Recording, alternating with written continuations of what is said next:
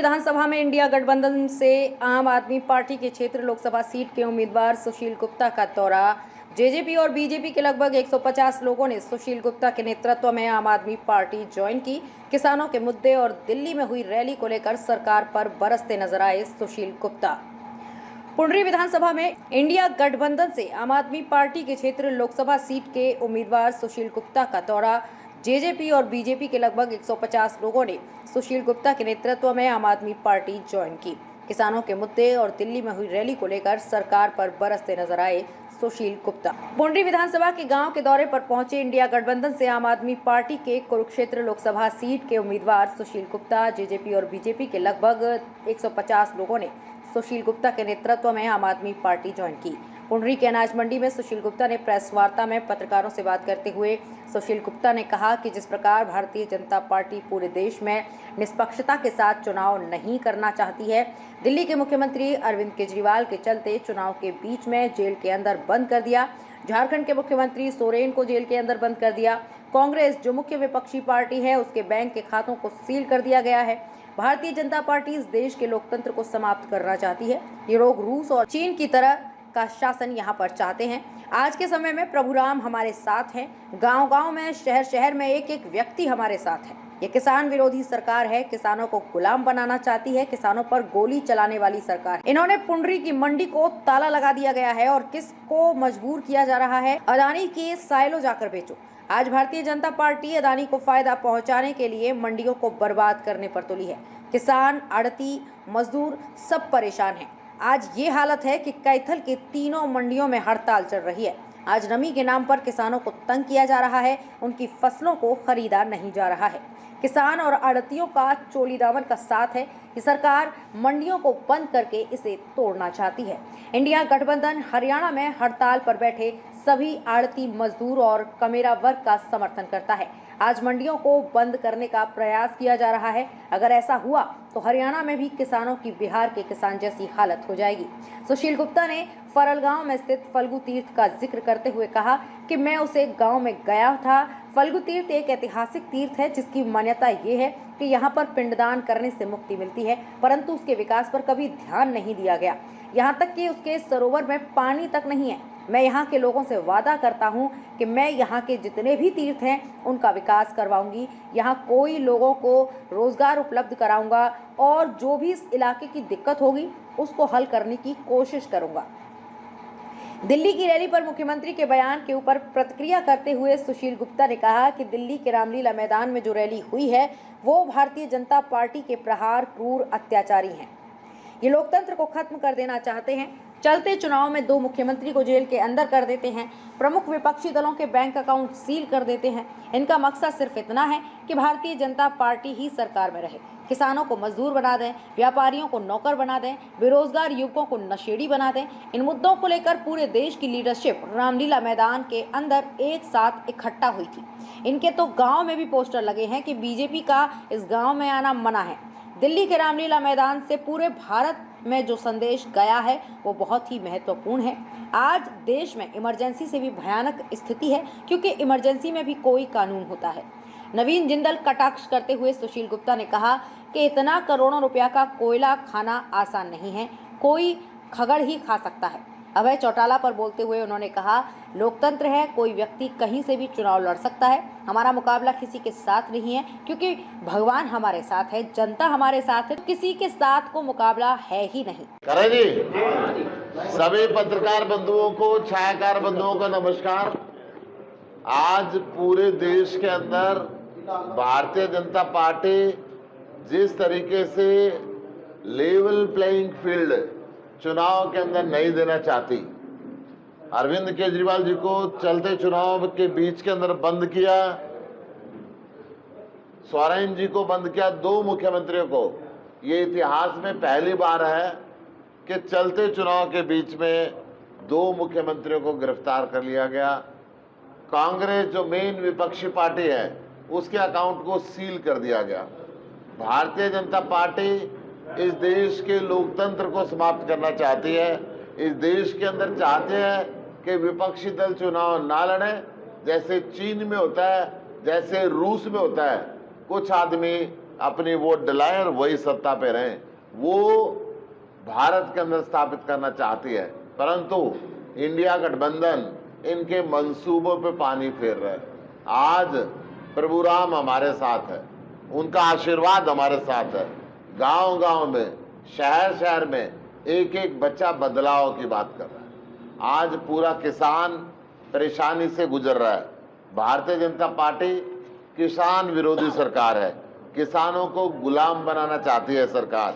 कभी किसानों पे आंसू गैस के गोले मारती है, कभी NSA लगाती है, तो कभी सुकरन जैसे युवा किसान के ऊपर गोली चलाती है। जिस कृषि कानून का विरोध करते हुए 750 किसानों ने शहादत दी थी, जिस कृषि कानूनों का सीधा फायदा प्रधानमंत्री के मित्र अडानी जी को मिलना था, जिस कृषि कानून को भारतीय जनता पार्टी देश के आम किसान के ऊपर थोपना चाहती थी, उसको किसानी के बजाय मजदूर बनाना चाहती थी, उसकी जमीन भी खोसना चाहती थी, जिस कृषि कानून की आड़ के अंदर भारतीय जनता पार्टी मंडियां खत्म करना चाहती थी।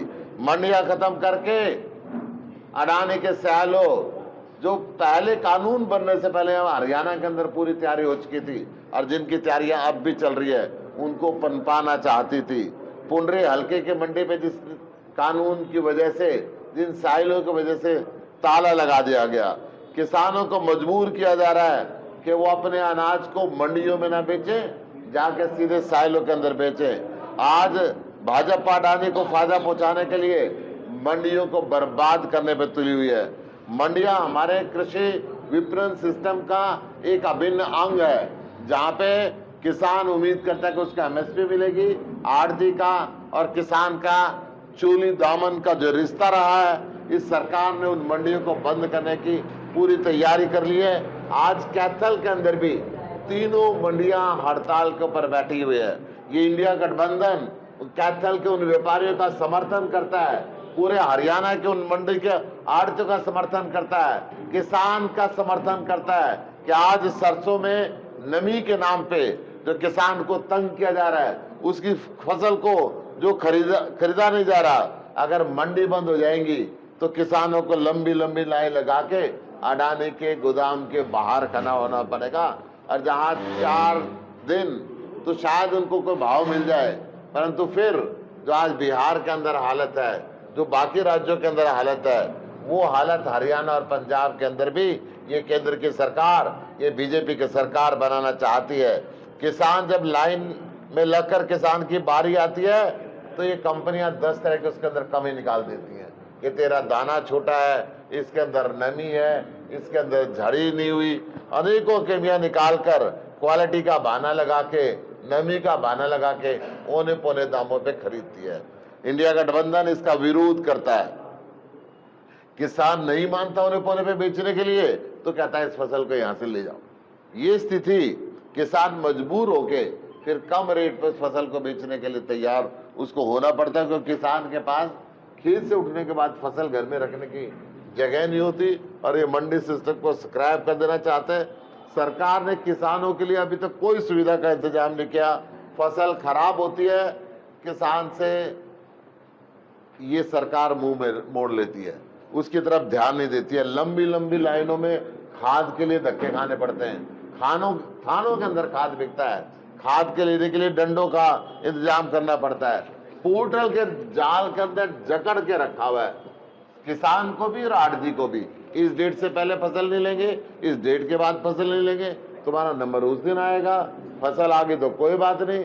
जब तक हमारा पोर्टल चालू नहीं होता, और पोर्टल इंटरनेट की वजह से चलता नहीं है, तो ये समस्याएं हैं। एक भावांतर का भी बहुत बड़ा घोटाला यहाँ पे साबित हुआ है।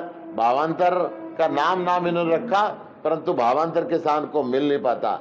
इस भारतीय जनता पार्टी की सरकार ने इस प्रदेश के और देश के किसान को बुरी तरीके से कुचल के रख दिया है, बिल्कुल किसान को बर्बाद करने पे तुली हुई है। किसान की आय डबल करने की तो बात की, परंतु किसान का कर्जा डबल कर दिया। 2022 का वायदा जो प्रधानमंत्री ने किया था, प्रधानमंत्री ने जो MSP की गारंटी का वायदा 750 किसानों की शहादत के बाद किया था, प्रधानमंत्री अपने वायदे से मुंह कर चुके हैं और पूरी तरीके से किसान उसको याद कराने के लिए जाना चाहता है, परंतु ये कट्टर सरकार, ये बीजेपी सरकार और वर्तमान बीजेपी सरकार हरियाणा की हिंदुस्तान और पाकिस्तान जैसा बॉर्डर बना के उस किसान को रोकती रहती है, उसके ऊपर गोले चलाती रहती है। हम इस कदम का पूरी तरीके से विरोध करते हैं, मंडी बंद करने का विरोध करते हैं और जो भारतीय जनता पार्टी का मंसूबा है अपने कुछ चंद दोस्तों के हाथ इस हिंदुस्तान के किसान को बेच देना, उसकी जमीन को छीन लेना, उसकी खेती को छीन लेना, उसको मजदूर बना देना, हम इंडिया गठबंधन के लोग इस काम को होने नहीं देंगे और किसान के साथ पूरा कंधे से कंधा मिला के खड़े हैं। आज मैं पुंडरी के अंदर आया हूँ। पुंडरी की फिरनी तो मैंने बहुत खाई है, परंतु जब मैं पुंडरी की सड़कों पे घूम रहा हूँ तो ये बहुत ही जर्जर हालत के अंदर सड़कें हो चुकी हैं। पुंडरी की फिरनी, आज सारी की फिरनी तो मैंने बहुत खाई है, परंतु जब मैं पुंडरी की सड़कों पे घूम रहा हूँ तो ये बहुत ही जर्जर हालत के अंदर सड़कें हो चुकी हैं। पुंडरी की फिरनी आज सारी दुनिया के अंदर प्रसिद्ध है, परंतु पुंडरी के अंदर जब लोग आते हैं तो उसकी आते हिल जाते हैं सड़कों पर चलते हुए। ये सड़कें इन्होंने तोड़ के रख दी है बेरोजगारी की वजह से। सबसे ज्यादा मैं जब पुंडरी में घुमा हूं तो मुझे लोगों ने बताया कि अपनी जमीन बेच बेच के पुंडरी का नौजवान सबसे ज्यादा पूरे विदेश के अंदर चला गया है, घर में माँ बाप को अकेला छोड़ गया है। पूरा पुंडरी में जब मैं घूम रहा था, देख रहा था मैं, बस स्टैंड का भी बुरा हाल है। और यहाँ का जो विधायक है रणधीर गोलन को क्या क्या फ्लोर टेस्ट के लिए रखा हुआ है, बस उसकी कोई चलती नहीं। वो समर्थन तो देता है परंतु फ्लोर टेस्ट के लिए बीजेपी उसको यूज करती है। उसके बाद यूज एंड थ्रो, जैसे बाथरूम में नैपकिन पेपर को फेंक दिया जाता है, ऐसे रणधीर गोलन को एक तरफ फेंक दिया गया कि उसके कहने से पुंडरी के अंदर कोई काम नहीं होता। आज भारतीय जनता पार्टी ऐसे इस्तेमाल करती है जैसे उन्होंने इस्तेमाल अनिल विज का किया। अनिल विज को अब खट्टर साहब कहते हैं खराब हो गए, बिल्कुल बेकार हो गए। इसी तरीके से गोलन का यहाँ पे हुआ। कभी कच्ची कॉलोनी यहाँ की इन्होंने आज तक पास नहीं करी और लोग परेशान हैं। फरल जो फल्गुन ऋषि से संबंधित है, जो गया के अंदर एक इतना बड़ा तीर्थ है, सारे दुनिया से लोग आते हैं। मैं फरल गांव के अंदर गया था, फरल का कोई इन्होंने विकास नहीं किया। फरल के अंदर बिल्कुल पानी अब है नहीं, जो सबसे बड़ा तीर्थ यात्रा है जहाँ पे पिंडदान से मुक्ति मिलती है। आज उस क्षेत्र की, उस तीर्थ स्थल की इतनी अनदेखी कर रखी है।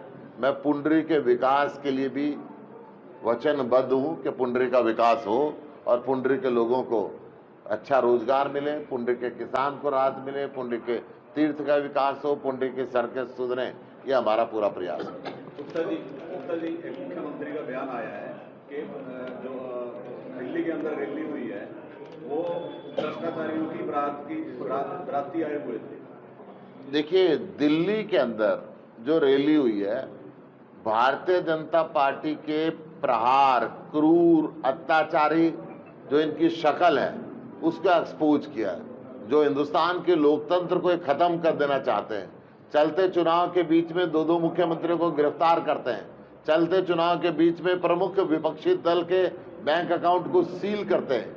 जो इनके मंसूबा है कि सारे विपक्षी दलों को चुनाव ना लड़ने दिया जाए और केवल भारतीय जनता पार्टी चुनाव लड़े और वही सत्ता में रहे, वही किसानों को मजदूर बना दे, वही व्यापारियों को नौकर बना दे, वही युवाओं को नशे के लिए मजबूर कर दे और ये जाति और धर्म के नाम पे लोगों को लड़ाते रहें, हिंदुस्तान के अंदर कोई काम ना करें। इन सब के चीज के विरुद्ध में सारे हिंदुस्तान की लीडरशिप अरविंद केजरीवाल जी के गिरफ्तार होने के बाद दिल्ली के रामलीला मैदान के अंदर जुटी थी और वहां से पूरे देश के अंदर संदेश गया है।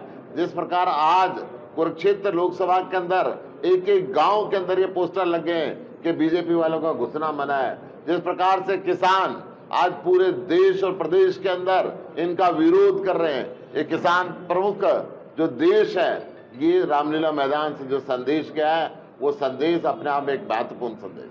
दूसरा ये एक चीज समझना चाहेंगे, जितनी बातें आपने की नुमाइश है, चाहे वो कांग्रेस पार्टी की काउंसिल करने की बात हो या फिर दो मुख्यमंत्रियों को बंद करने की बात हो या अन्य जो भी आप मानते हैं, क्या मान सकते हैं कि अघोषित इमरजेंसी है? उससे भी बदतर स्थिति है। इमरजेंसी में कोई कानून का इस्तेमाल किया जाता है, परंतु इन्होंने तो कोई भी कानून नहीं देखा। आज तक इतिहास के अंदर मुख्यमंत्री को गिरफ्तार नहीं किया गया, और ये दौरान चुनाव 2 मुख्यमंत्री को गिरफ्तार कर रहे हैं। आज तक इतिहास के अंदर किसी भी पार्टी का अकाउंट चुनाव के बीच में सील नहीं किया गया, और ये चुनाव के बीच में सील नहीं कर रहे, चुनाव के बीच में हजारों करोड़ रुपए रिकवरी भी निकाल रहे हैं। अरे अगर तुमने कुछ ऐसी गलत बात थी साल भर पहले कर लेते या चुनाव के बाद कर लेते। ये देश के लोकतंत्र को तबाह करने पे क्यों तुले?